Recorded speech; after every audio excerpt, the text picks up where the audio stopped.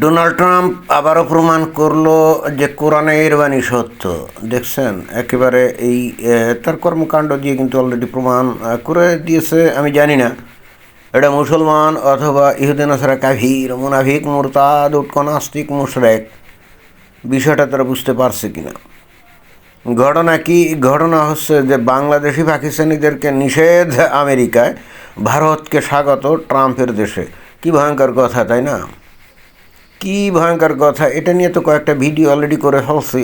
হঠাৎ করে কেন জানি মনে হলো একটা ভিন্ন অ্যাঙ্গেল এখানে আছে, যেটার সাথে নাকি কোরআন সম্পৃক্ত, অর্থাৎ আল্লাহর বাণী যে একেবারে সঠিক, ডোনাল্ড ট্রাম্প নিজেই যে সেটা প্রমাণ করে দিল, এতে কিন্তু কোনো সন্দেহ নাই। তো আসলে বিষয়টা কি, আমরা সেই কোরআনের বাণীটা একটু দেখি, তা না হলে আসলে বোঝা মুশকিল। বিখ্যাত সেই আল মাইদা সুরা নম্বর কত? 5 নম্বর সুরার 51 নম্বর আয়াত। বিভিন্ন প্রেক্ষিতে আমি কিন্তু এই আয়াতের রেফারেন্স তুলে ধরি। So to my listeners I advise you to cross check whether I am truthful or not, because you should cross check the reference that I present here always. Then maybe your faith will be strong. Your faith will be strong, right?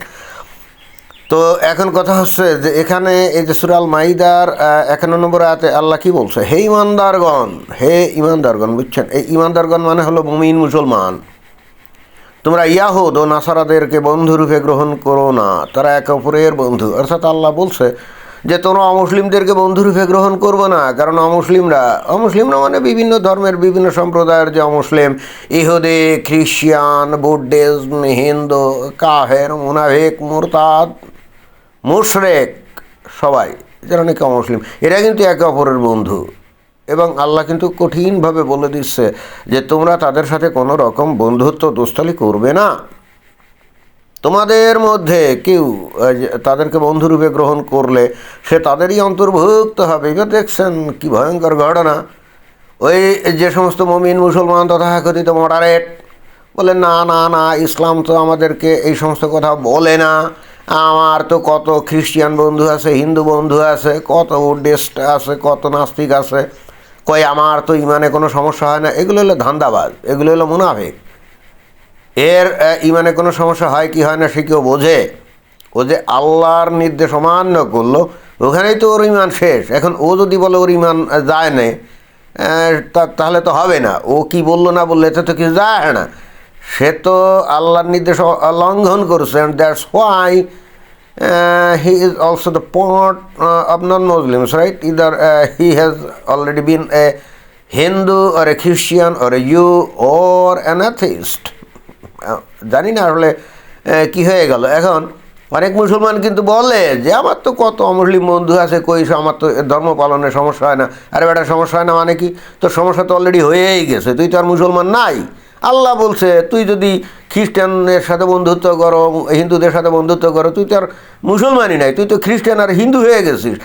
এরপরও দেখবেন যে কত সুন্দর লম্বা লম্বা কথা বলবে। আচ্ছা, যাই হোক, বলতে থাকুক। এখন ইসলাম সম্পর্কে না জেনে না শুনে যদি উল্টাপাল্টা কথা বলে, তার দায়িত্ব তো তাকেই বহন করতে হবে, তাই না?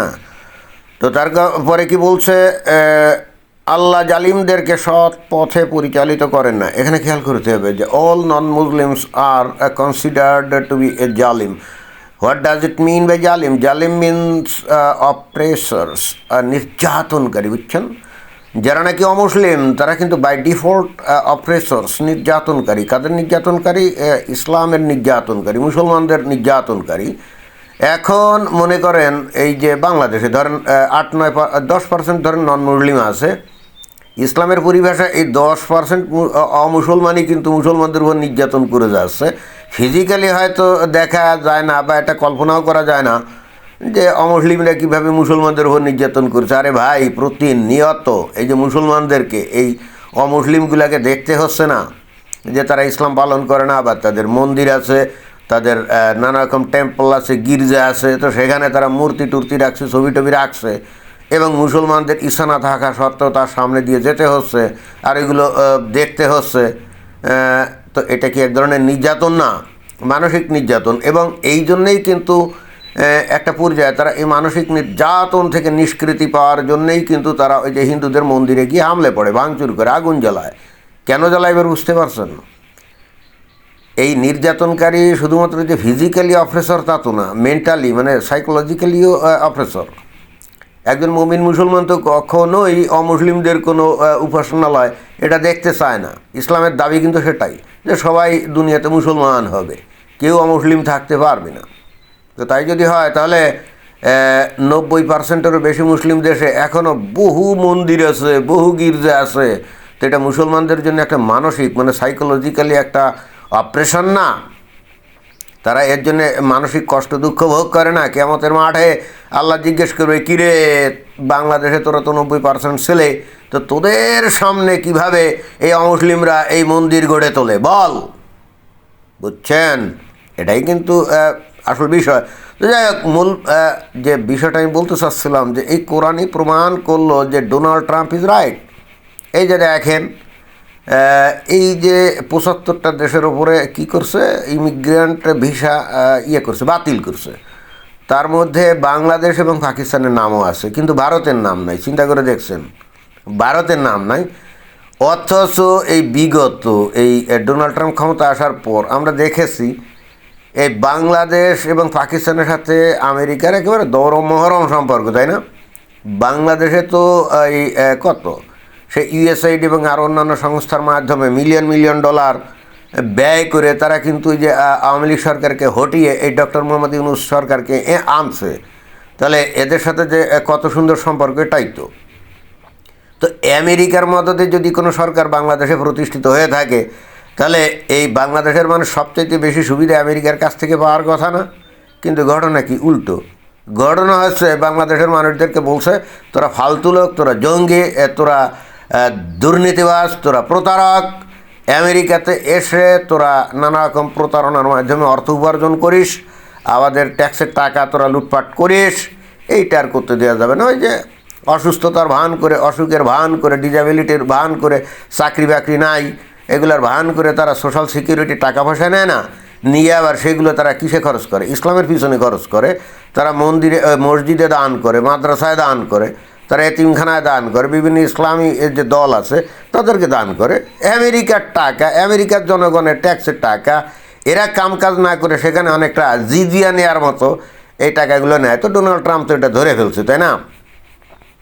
এবং এই একই ঘটনা কিন্তু যে পাকিস্তানের ক্ষেত্র, আমরা গত কয়েক মাস ধরে এই যে ডোনাল্ড ট্রাম্পের সাথে পাকিস্তানের প্রধানমন্ত্রী, সেনাপতি প্রধান ওই যে আসিম মনির কত দৌড় মহরম সম্পর্ক। আমরা তো ভাবলাম এইবার পাকিস্তানের উন্নতি আর কেউ ঠেকাতে পারবে না।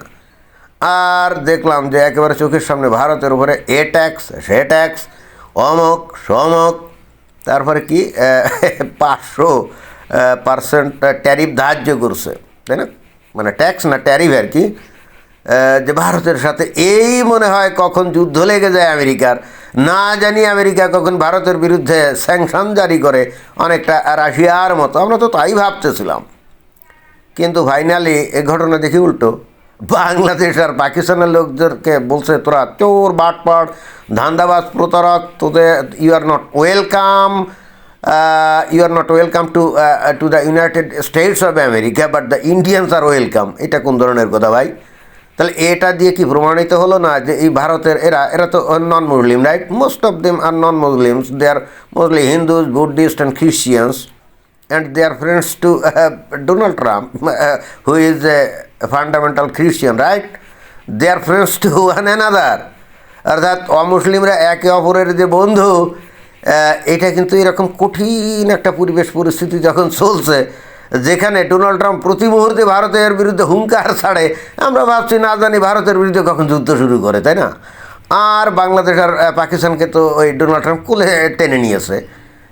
তো এই মোমেন্টে কথা নেই বার্তা নেই, হঠাৎ করে বাংলাদেশ আর পাকিস্তানের লোকদেরকে বলতেছে, মুমিন মুসলমানদেরকে বলতেছে, তোরা ফালতু, তোরা বাজে, তোরা জঙ্গি, তোরা বর্বর, তোরা অসভ্য, তোরা চোর, তোরা বাটপাট, তোরা প্রতারক। You are not welcome to the United States of America.